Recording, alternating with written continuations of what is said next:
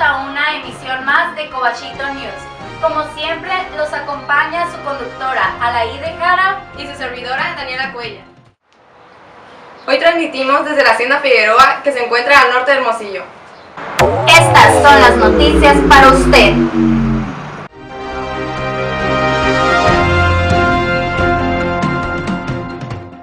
Se esperan temperaturas hasta de 40 grados en Hermosillo la próxima semana, informa Conagua. Inicia el 22 de abril campaña contra el dengue. Se estrenará en Hermosillo primera obra sobre la historia regional de Sonora, donde Cobar Reforma tendrá una gran participación. Cantante Sai lanza su nuevo sencillo Gentleman.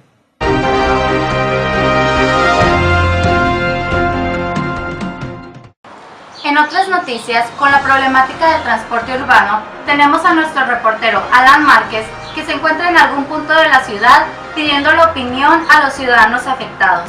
Alan, vamos contigo. Muy buenas tardes, Alaide. Estamos transmitiendo aquí desde el Santa Fe Colosio. Vamos a hacer unas preguntas, una entrevista a varias personas acerca del transporte urbano. Sí, buenas tardes. Estoy con mi compañero David. David, ¿qué opinas acerca de la problemática que hay con el transporte urbano aquí en Hermosillo? No, pues es muy mala, ya que muchas personas tienen que transportarse y que no tienen, y el gobierno se los está ayudando con carros y así, de transporte. Bien. ¿Qué opinas acerca de que carros del gobierno estén llevando a las personas a sus destinos? Mejor que ya la gente no gasta, que igual le da right y lleguen a donde quieran. Está bien. Pero hasta es incómodo también. Y en tu punto de vista, ¿puedes decirme quién crees que tenga la culpa? ¿El gobierno, el Estado o los concesionarios de los camiones? Yo digo que el gobierno, para no pagarle a los funcionarios. Está bien, David, muchas gracias. Sí, buenas tardes. Mi nombre es Alan Márquez. ¿Cuál es su nombre? José Luis López. José Luis López, ¿qué opina esto del transporte urbano que está pasando actualmente? Que no haya transporte, pues que no haya camiones.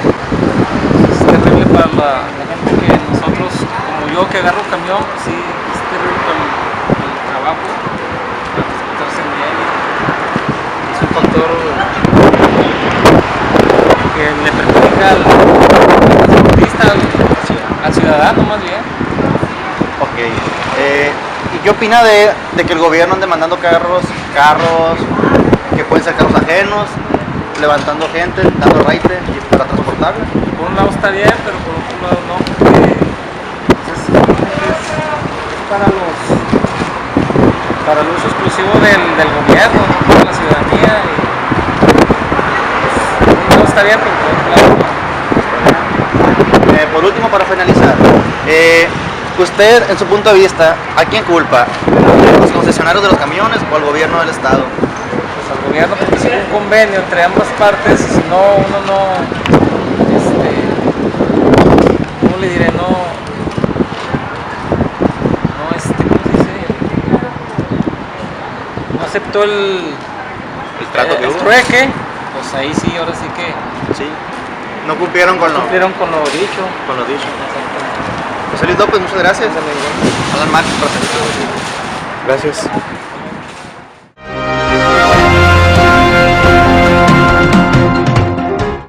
El día de hoy, en la sección Aquí Entre Nos, nuestro compañero Alan Figueroa tendrá una entrevista con el sacerdote diocesano Homero García.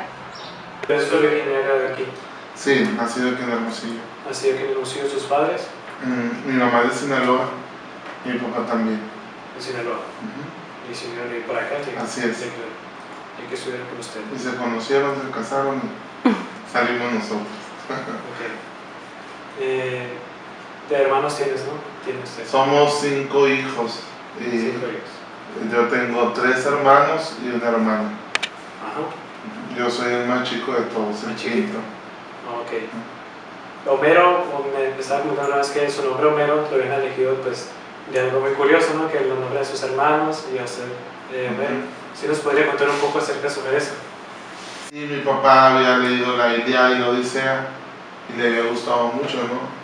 Y mi mamá también por su parte había leído la Ilíada y la Odisea de Homero, que es una literatura griega, que es toda la epopeya y los cuentos de los griegos. Y entonces a mi hermano mayor le pusieron Ulises Y luego vino mi segundo hermano, Hermes. Hermes es el mensajero de los dioses.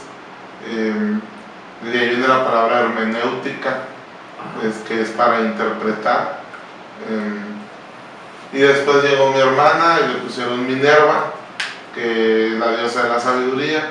Y luego llegó mi otro hermano, que es Helios, que es el dios del sol, o en otros escritos aparece como el dios de las vacas sagradas. Y cuando yo nací, me pusieron Homero, que es el autor de esas epopeyas, de esas historias griegas. Muy curiosa esa historia, ¿no? Entonces, sí. ¿Y cómo era la relación con sus hermanos, con su papá cuando usted era pequeño? Pues muy familiar, porque también pues a nosotros nos tocó un tiempo muy privilegiado en el sentido de que no había internet, celulares, y mis papás siempre fueron muy trabajadores.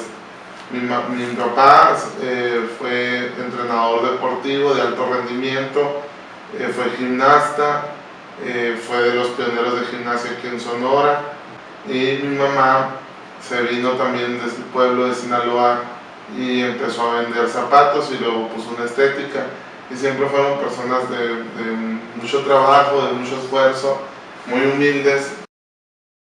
Yo y a mí me tocó vivir ya en la Valderrama, donde actualmente viven mis papás. Ahí nací y ahí me tocó crecer. Por ejemplo, nosotros nunca tuvimos marcas de ropa ni nada de eso, ni cablevisión, teléfono tampoco, aunque todo eso existía, ¿no? Pero así por ser tan trabajadores, todo eso no lo tuvimos, pero sí tuvimos muchos juegos, ¿no? O sea, entre nosotros, entre los muchachos del barrio, la relación entre nosotros como hermanos era muy suave, ¿no? Sí recuerdo que todas las vacaciones de la primaria salíamos fuera de la ciudad, nos íbamos a visitar a los parientes de ellos y nos pasábamos muy suave, ¿no? Cuando era pequeño, y pues me imagino que en esa edad entró a lo que es la educación básica, me imagino, la primaria, sí. Secundaria. Kinder, primaria, secundaria. Ajá, ¿cómo fueron sus estudios? ¿Fue aplicado? No me acuerdo de nada. ¿No se acuerda de nada? No, yo me acuerdo mucho por ejemplo, del Kinder, me acuerdo mucho de los campamentos. Yo estuve en el Kinder Benito Juárez, que está enfrente de la parroquia de Fátima, donde está la plaza esa. No me acuerdo nada de clases, ¿no? Yo me acuerdo mucho nos ponían a construir, nos ponían a armar cosas, así como si fuéramos constructores, me acuerdo de eso. Había lavaderos chiquitos acá para los niños, a lavar la ropa, eso me acuerdo. Me acuerdo que había un piano y nos ponían a cantar, nos ponían a jugar en las llantas. De la primaria no me acuerdo de nada, de clases no me acuerdo de nada. De nada, lo que me acuerdo era que jugábamos mucho fútbol y mucho fútbol americano, eso sí me acuerdo mucho.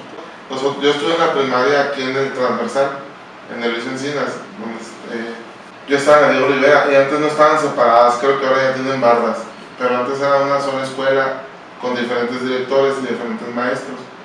Y ahí mi papá era maestro de educación física. Entonces, de esa escuela lo que me acuerdo mucho era pues, que todo el día jugábamos. Y era bien largo, entonces siempre nos íbamos a pie, desde ahí hasta la casa, ¿no? Hasta la José Carmelo Reforma, desde el Transversal. Entonces, eso sí me acuerdo mucho, ¿no? Caminar todos los días, de ida y de vuelta, ¿no? Luego viene pues ya la secundaria, ¿no? La secundaria ¿dónde? En la Federal 4. En la 4, En la 4. Okay. En la tarde, en la mañana, en el grupo G, en los gallineros, ¿no? Los gallineros. Sí. Okay. Yo creo que nosotros los estrenamos, los gallineros, y luego en el laboratorio, siempre vamos al patito feo. Siempre nos tocó acá relegado. Pero muy suave. Nosotros tres somos de la 4. Ah, sí. Muy parecido. Ah, sí, pues así, muy suave. Y estuve en carpintería. Puta, ¿cómo hicimos bats entonces para jugar? Y hacíamos nombres de las muchachas. Y los pintábamos, entonces las dábamos a las muchachas. Era muy malo. Entonces, tampoco me acuerdo de nada. Ya que toca el tema eso de las muchachas, ¿mantuvo alguna relación amorosa? Sí, ¿no? Varias. Pues dice mi papá que desde el kinder era muy enamorado, pero yo no me acuerdo del kinder. En la primaria sí, y luego en la prepa también, en la secundaria también, sí, dale.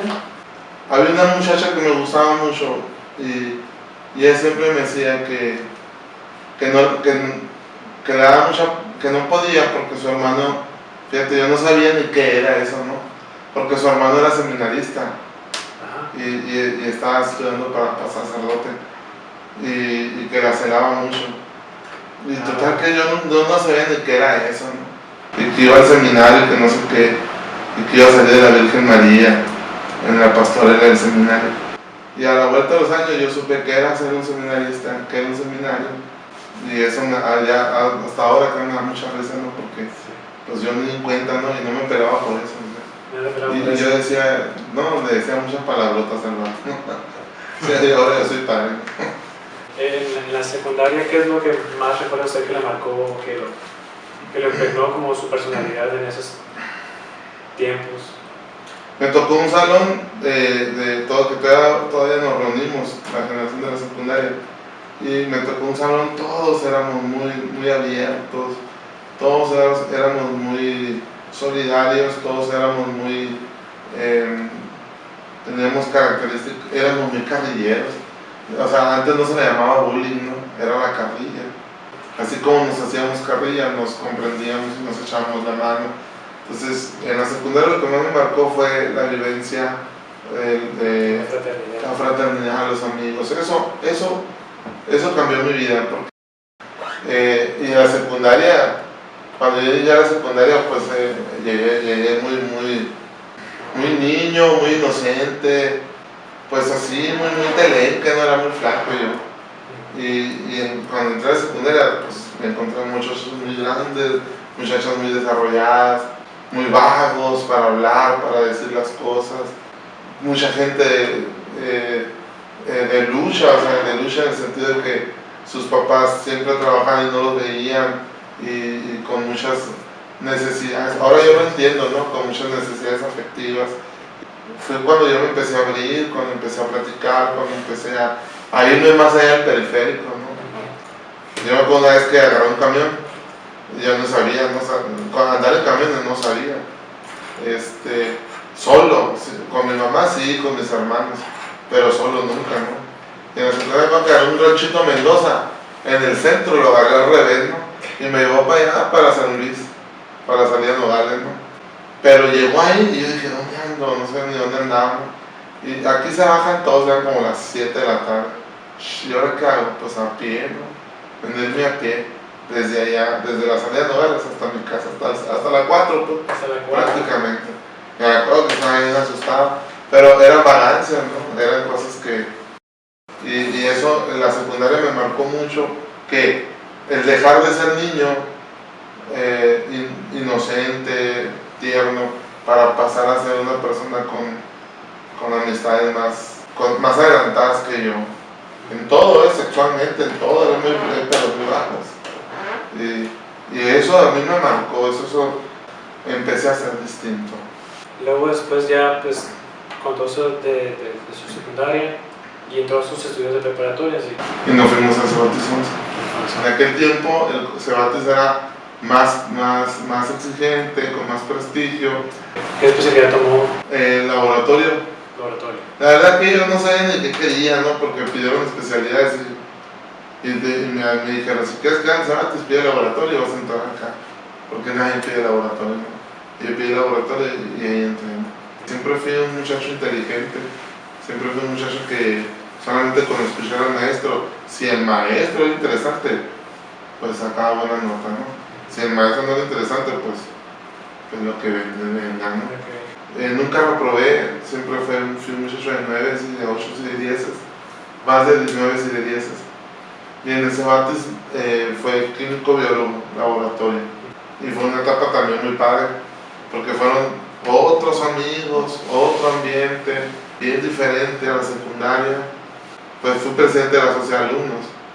Mucho baile, mucha fiesta. Fue el tiempo, la preparatoria fue el tiempo que conocí la iglesia, que conocí los grupos de arcoíris, la Legión de María, que conocí más a fondo los coros, todo ese movimiento eclesial. Y mi vida era escuela, los amigos de la escuela y los amigos de la iglesia. La iglesia empezó muy chico porque mi mamá nos llevaba a misa todos los domingos a Santo Vicios a pie, también a las 7 de la mañana, ¿no? Ingrata, ¿no? Nos levantaba a mí y a mi hermano y nos llevaba a pie hasta Santo Vicios. Después en la secundaria,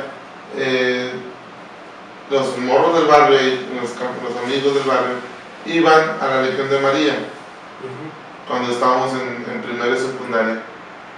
Y nos invitaban a mí y a mi hermano, pero no queríamos ir hasta que yo conocí a unas vecinas que vivían atrás. Y entonces ella iba al coro y iba a la Legión, y por eso yo me metí al coro y a la Legión y a hacer acólito para ver a la muchachita. Pero era muy tranquilo, ¿no? Era muy tranquilo el movimiento de la Legión. Hasta que entré a la preparatoria con el arcoíris fue cuando se desparramó mucho esa vivencia de fe, ¿no? Y después, eso fue la preparatoria, ¿no? Ya que conoció todo eso, pasamos más adelante, entró a la universidad, ¿o no entró a la universidad? Sí, cuando yo salí de la preparatoria, no sabía ni qué quería estudiar también, nada. No tenía así como una idea muy clara, porque muchas cosas me gustaban, pero lo que sí sabía era que me gustaba ayudar a la gente.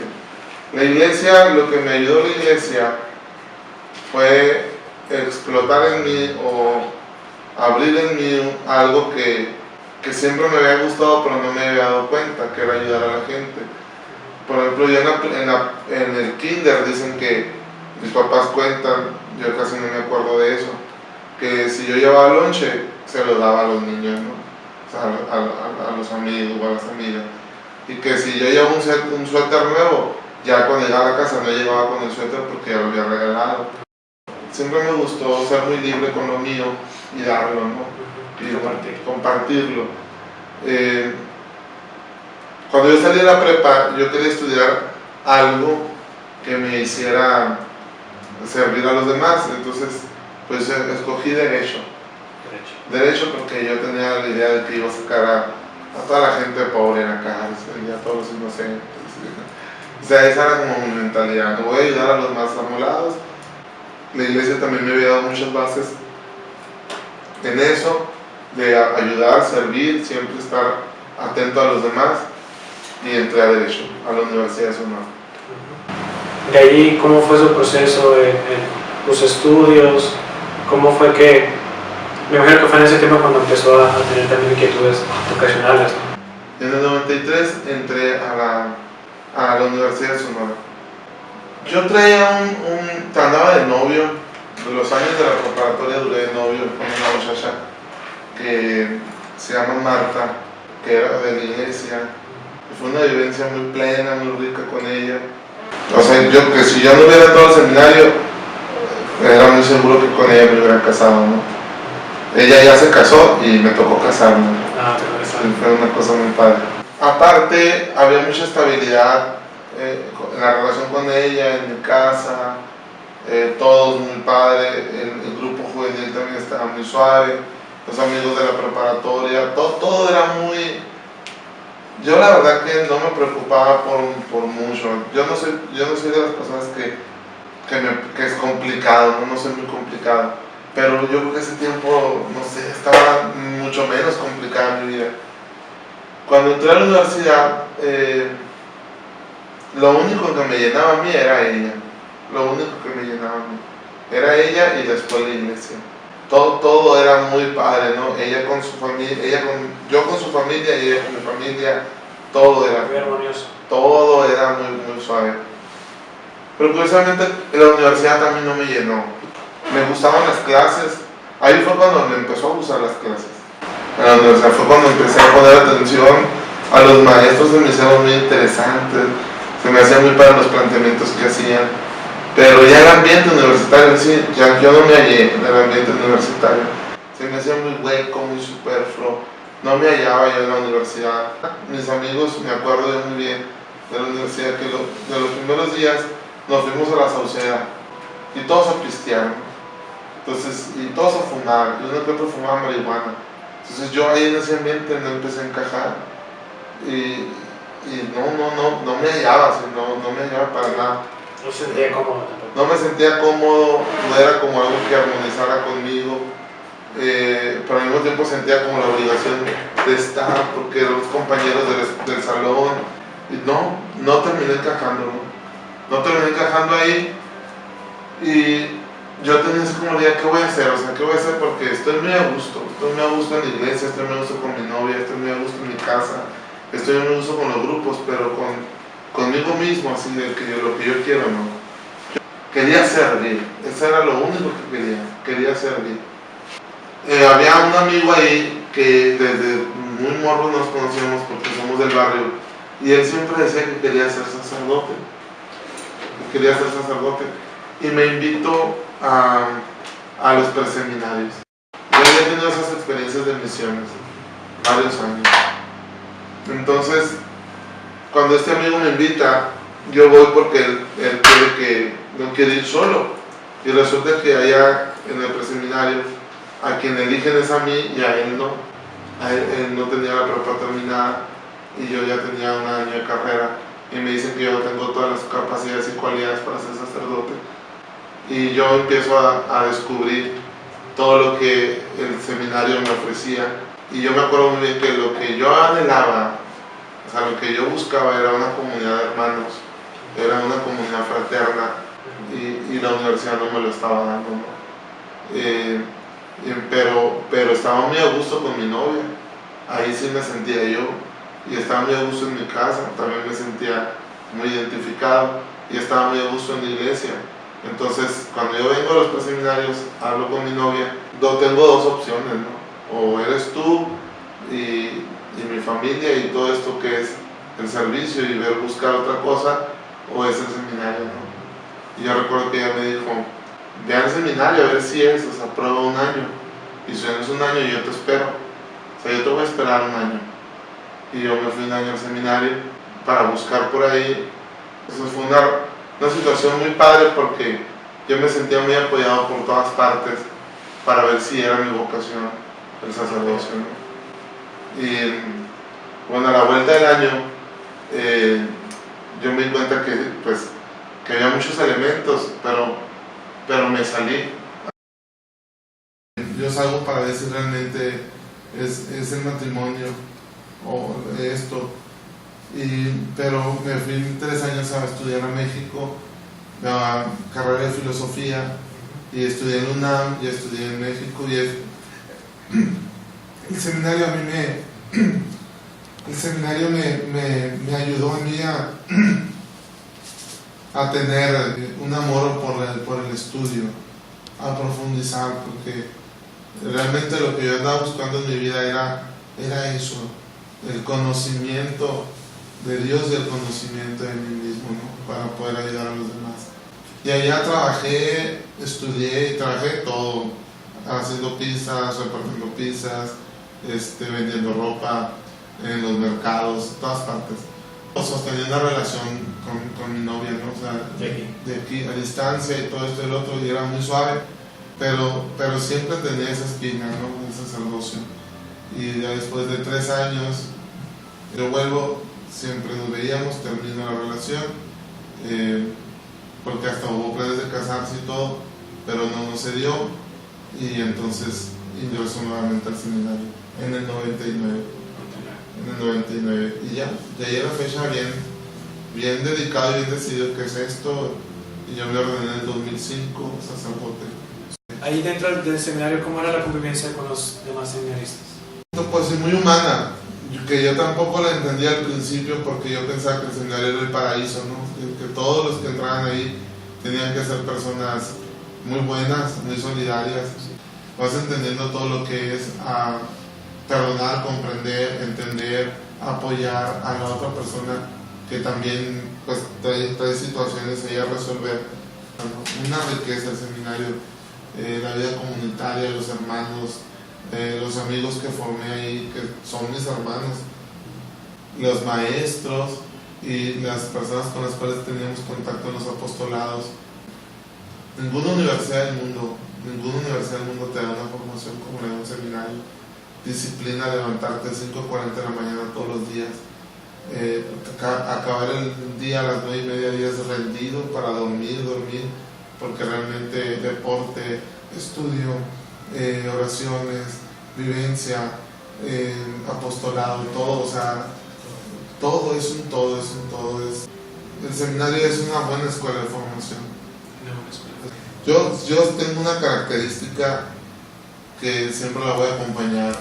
Soy muy único. Mi característica es ser diferente. No es que vaya contra corriente, ni que sea un rebelde, ni que sea un anárquico, que no me gusten las leyes. Hago las cosas como me lo piden, pero diferente, ¿no? ¿Cuáles fueron las vivencias que más vivió ahí dentro, que lo fueron marcando, pues, también? Primero que nada, conocerme yo. Segundo, el descubrir a la otra persona y qué posibilidad tiene la otra persona en mi vida, ¿no? Lo mayor así, la figura de la mujer, ¿no? O sea, ese espacio que estoy dejando por tomar otro, ¿no? Que es cómo sustituyo eso, ¿no? Y lo tercero que se me hace también muy importante que el seminario me enseñó, conocer a Dios, ¿no? Conocer a Dios que ha cambiado mi vida, que me ha colocado en otra experiencia humana, que me ha enseñado a ser persona, que se ha manifestado en mí de una manera muy fuerte. Y cuando digo conocer a Dios, también es como conocer el otro lado, ¿no? Lo que no es Dios. Marcar que me enseñó el seminario en 9 años, en 12 años de formación. ¿Y en esos años lo mandaban de apostolado también? ¿A dónde lo mandaban normalmente? El primer año me mandaron a lo que ahora son las placitas. Todo eso era baldío, todo eso eran ganados, todo eso eran siembras y caminábamos todos los días desde la Pepsi-Cola hasta Villa Bonita por otro lado, ¿no? Y mi primer apostolado fue gente muy humilde, fue gente con muchas necesidades, con muchas carencias, mucha drogadicción. Nos tocó conocer a muchos en la drogadicción y mucha pobreza, mucha ignorancia. El segundo año, cuando pasamos al seminario mayor, me tocó en la Piedrabola, en San José, y ahí fue diferente porque me tocó capacitarme, como estudiar un poco la escritura, todo eso fue como más de maestro y de alumno al mismo tiempo. Después me fui a México 3 años y ya ahí en México no tenía apostolado, pero trabajaba para poder sostenerme, y después cuando vuelvo nos colocaron en la pastoral universitaria en el Instituto Quino con los universitarios, un proyecto de universitarios interesante, pero que no tuvo futuro, y después me colocaron en la pastoral vocacional durante 5 años seguidos en el seminario y preseminarios. Ahí fue cuando conocí mucho de mí en la pastoral vocacional, porque siempre me confiaron de la coordinación, siempre me dieron el liderazgo de la pastoral. Fue cuando me di cuenta que era muy exigente, que era muy intransigente, que la regaba al decir las cosas, cómo pedía las cosas. Fue cuando me empecé a dar cuenta que para ser un buen líder tienes que escuchar, tienes que mediar, tienes que organizar, tienes que proponer, tienes que aguantar, y no es así nada más porque sí. O sea, me di cuenta de todas mis capacidades, de mis límites, y aparte me di cuenta de la riqueza que traigo, ¿no? Y de las limitaciones. Eso fue muy bueno. Ya después, o sea, me pulí, ¿no? En ese sentido.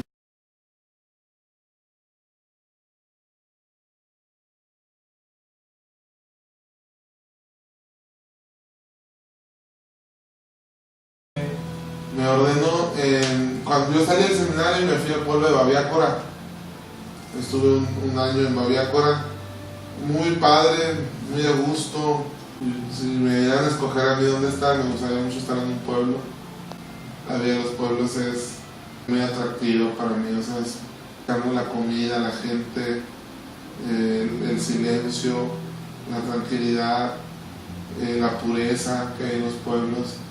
Y después me ordenaron diácono ahí, en Babiácora, en ese año 2005, en mayo del 2005. En mayo, a las 5 de la tarde, el 5 de mayo, 5 nos ordenamos en el 2005.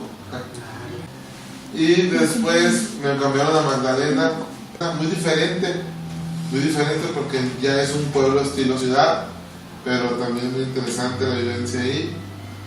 Y después me mandaron a catedral, un año, casi los 2 años en catedral, y ahí muy suave también, porque ahí compartí con un amigo sacerdote que formamos juntos con el padre Daniel, y era muy padre, pues más que el trabajo, la relación, la fraternidad, el compartir con un hermano, ¿no? Con un amigo, la vida sacerdotal. Y después me mandó al seminario 3 años, 3 años de formador en el área humana y trabajar la pastoral vocacional.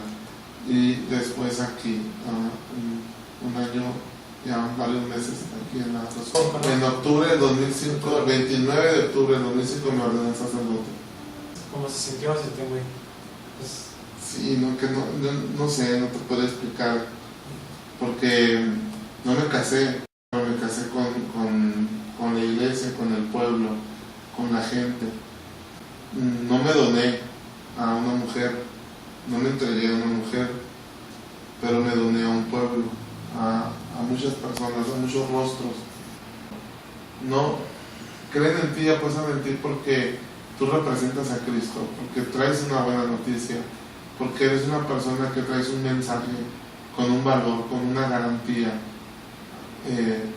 Porque si ellos vieran mis límites, mis limitaciones, mis errores, mis pecados, yo te aseguro que no apostaran por mí. Pero hasta eso el pueblo de Dios no ve tanto a la persona, ve lo que la persona trae. Y eso es algo que no se puede explicar el día de la ordenación.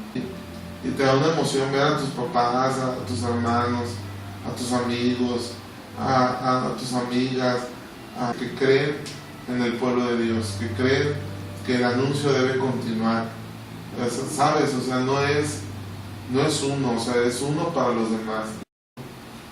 Soy sacerdote porque Dios quiso, porque Dios me dio esa oportunidad a través de tantos años, de tantos errores, de tantas caídas. El Señor siguió apostando por mí y me dijo, quiero que tú seas el que es el mensaje. Y la gente eso ve, ¿no? Ve el mensaje, no ve a la persona. Soy decano y formo parte del equipo de la formación sacerdotal y soy el encargado de la formación de toda la diócesis, la formación de los laicos. Tengo un año en esta iglesia y primero que nada ese año fue un año meses tengo aquí, y esos años meses han sido para conocer, para continuar con los trabajos del otro hermano sacerdote. Y claro que hay muchos proyectos ahora que ya se conoce a la gente y se conoce la realidad, con los enfermos, con los jóvenes, con los niños, con los mismos grupos que existen aquí. Me gusta promover a los hermanos que estudien, que conozcan a Dios, que se conozcan a ellos mismos, porque a mí eso me hizo mucho bien, conocerme a mí mismo, apostar por los demás y conocer a Dios fue algo que me marcó y me ha marcado toda mi vida. Y yo soy de los que deseo que todas las personas se conozcan a profundidad, se acepten como son, se quieran y aprendan a querer a los demás y conozcan a Dios. Entonces, mis proyectos siempre van en torno a eso, de manera más clara. La iglesia a mí me ayudó a hablar en público, la iglesia a mí me ayudó a ser organizado, la iglesia a mí me ayudó a fraternizar, a entender a los demás, la iglesia a mí me ayudó a aceptar a los otros, la iglesia a mí me hizo persona, la iglesia siempre promueve a las personas, nunca las denigra. Adiós. Ayer precisamente fui a una boda de un amigo que casé y estábamos sentados todos los amigos, todos éramos de iglesia y todos tenían grandes puestos, todos se sentían realizados dentro de su humanidad. Yo tengo 37 años, entonces estoy hablando de personas de 30 y tantos años, y sí, con muchas necesidades y con muchos problemas, pero felices.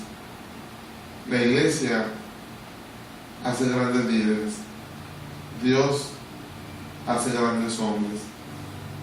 Y el ser humano necesita siempre le va a necesitar el ser humano de conocerse para hacerse mal. Muchas gracias, Padre.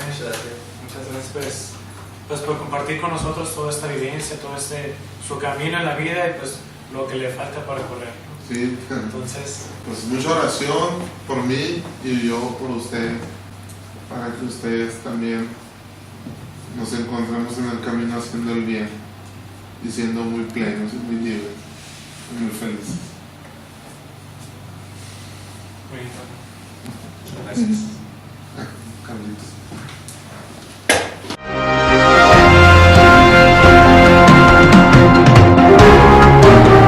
Y así llegamos al final de este noticiero Cobachito News. Muchas gracias por sintonizarnos. ¡Hasta la próxima!